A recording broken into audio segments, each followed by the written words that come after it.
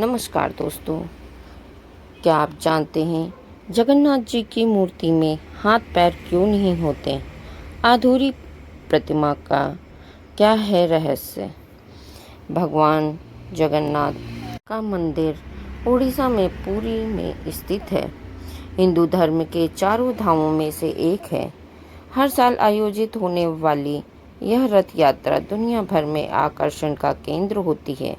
यह पावन यात्रा आषाढ़ महीने के शुक्ल पक्ष की द्वितीया तिथि को शुरू होती है, जिसमें भगवान जगन्नाथ, उनके बड़े भाई बलभद्र और बहन सुभद्रा अपने अपने रथों पर सवार होकर अपने मौसी के घर यानी गुंडीचा मंदिर जाते हैं। वहीं इस मंदिर और यहाँ की मूर्तियों में जुड़े कई रहस्य हैं, जिनमें से एक सबसे बड़ा रहस्य यह है कि भगवान जगन्नाथ, बलभद्र और सुभद्रा की प्रतिमाएं अधूरी क्यों हैं? उनके हाथ पैरों के पंजे क्यों नहीं हैं? आइए इस अनूठी प्रतिमा के पीछे का रहस्य जानते हैं।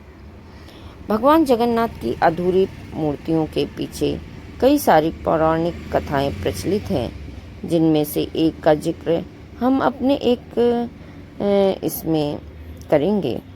ऐसा माना जाता है कि भगवान जब कृष्ण ने अपने शरीर का त्याग किया तो पांडवों ने उनका दाह संस्कार किया, लेकिन उनके शरीर जलने के बाद भी हृदय नहीं जला, जिस कारण पांडवों ने उनके हृदय को पवित्र नदी में प्रवाहित कर दिया।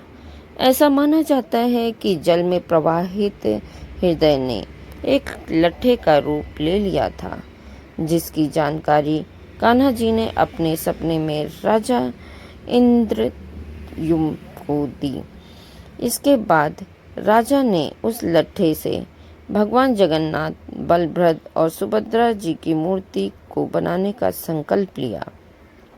तब विश्वकर्मा जी वहां एक वृद्ध बढ़ई के वेश धारण कर राजा के पास आए और उनके सामने प्रतिमाओं को बनाने का प्रस्ताव रखा, लेकिन उनकी शर्त यह थी कि वे 21 दिन में मूर्ति बनाएंगे।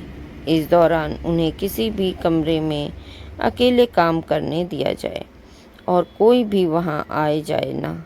इसके साथ ही उन्होंने ये भी कहा, अगर शर्त तोड़ी गई तो वे उसी समय काम छोड़ देंगे।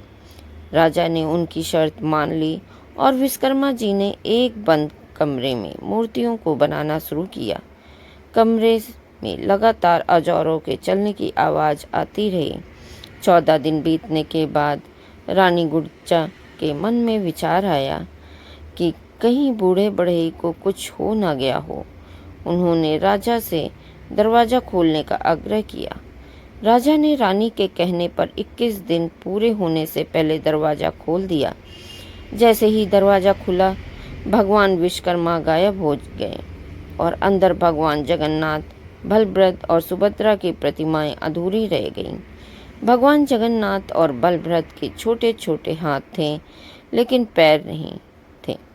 जब सुभद्रा की प्रतिमा में हाथ पैर बने ही नहीं थे, राजा को अपनी गलती का एहसास हुआ, लेकिन उन्होंने इसे भगवान की इच्छा मानकर इन्हीं अधूरी मूर्तियों को मंदिर में स्थापित कर दिया। तब से लेकर आज तक तीनों भाई बहन इसी स्वरूप में जगन्नाथपुरी मंदिर में विराजमान हैं।